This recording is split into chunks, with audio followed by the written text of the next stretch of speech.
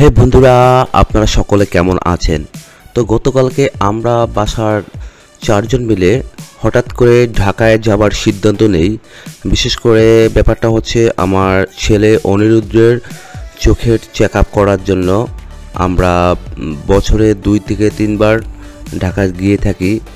তো গত বছর আমরা আসলে ইন্ডিয়াতে তাকে চোখের ডাক্তার দেখিয়েছিলাম দিশা আই হাসপাতাল বালিগঞ্জ শাখায়। তো আমরা এর প্রেক্ষিতে গতকালকে আমরা ঢাকার বিখ্যাত হারুন আই ফাউন্ডেশনে যে ডাক্তার দেখে সব সময় ওকে, আমরা সেখানে যাওয়ার সিদ্ধান্ত নেই।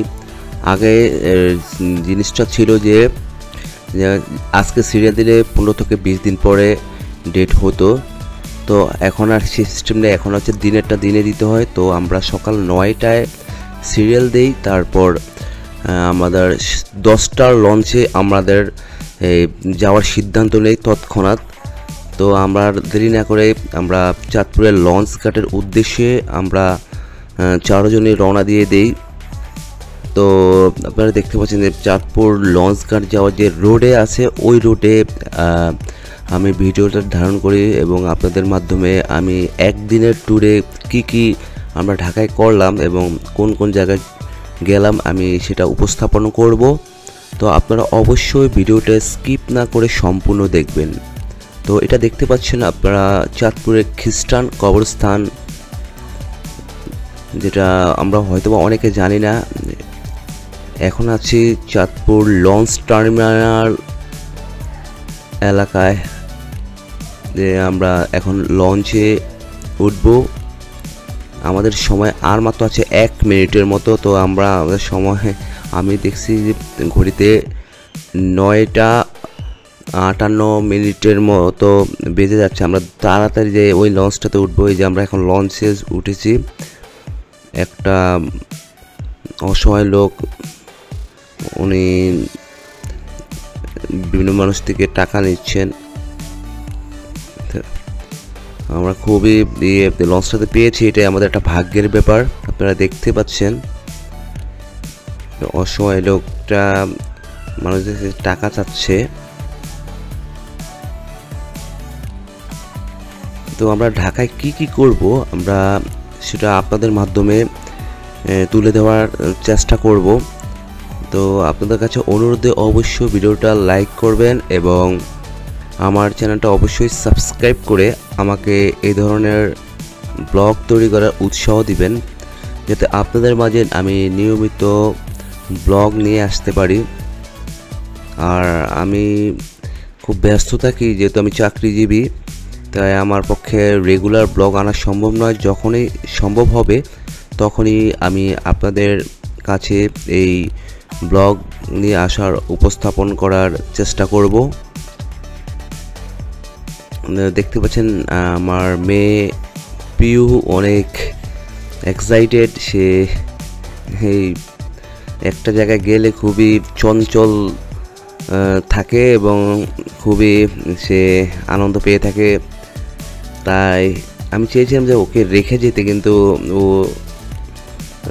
যাবেই আমাদের সাথে। তো দেখতে পাচ্ছেন ও নিজেও খুব ব্লগ তৈরি করে, বিশেষ করে মারও চ্যানেল আছে এনি ব্লগিং। আপনারা দেখতে পাচ্ছেন যে অজুখানার কল,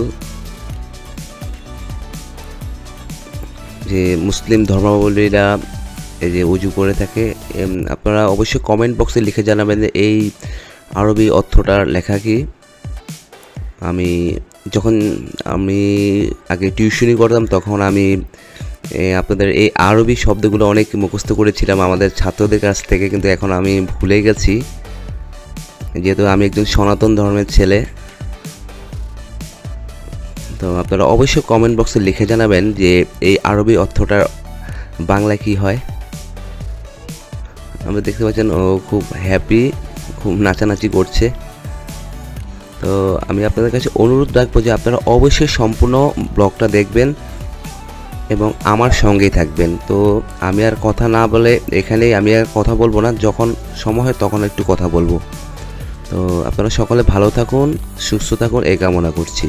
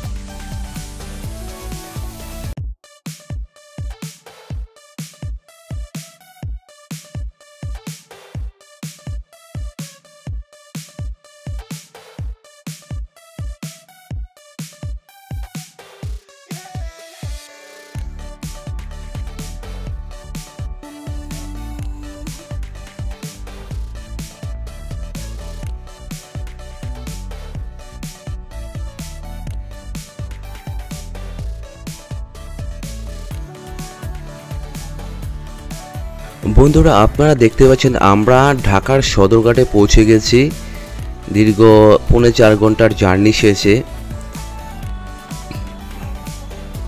আমাদের খুবই ভালো লাগছে যে আমরা এখন ঢাকাতে পৌঁছে গেলাম। বুড়িগঙ্গার নদীর জল খুবই দুর্গন্ধময়, তো যাই হোক আমাদের রাজধানী নিয়ে আমরা অনেক গর্বিত। তো দেখতে পাচ্ছেন ঢাকা সদরঘাটের যে সিঁড়ি দিয়ে উপরে যেতে হয় তারই একটা অংশ। এ হচ্ছে সদরঘাটের নদীর অবস্থা।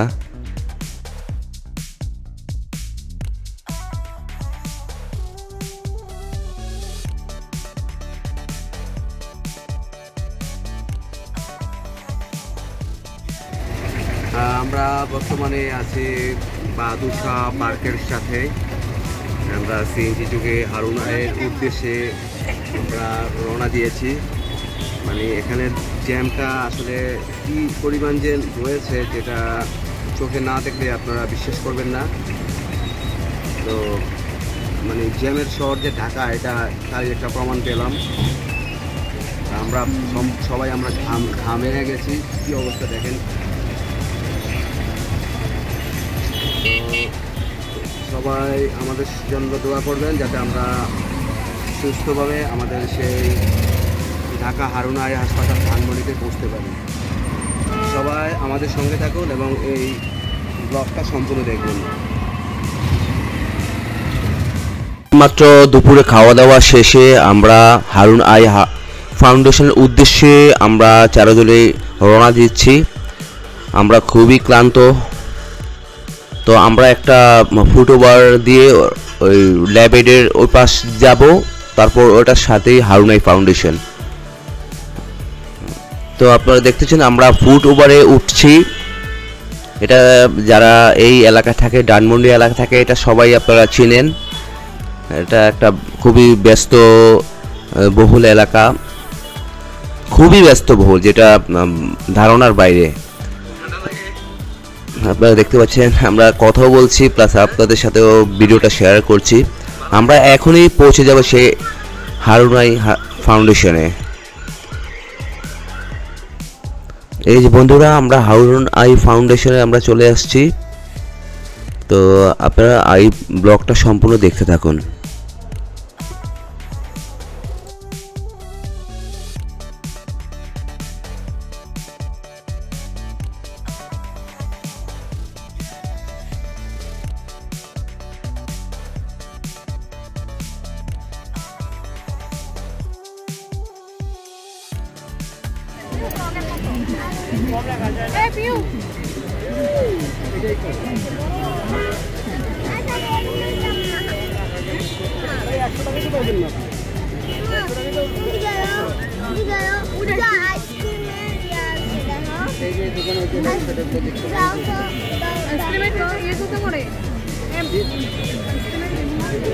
এটা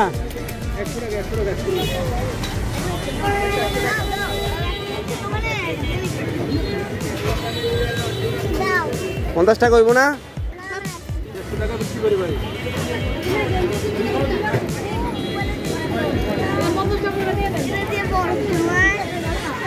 ছোটগুলা দেন, ছোটগুলা। আরে 60 টাকা রাখেন। হ্যাঁ,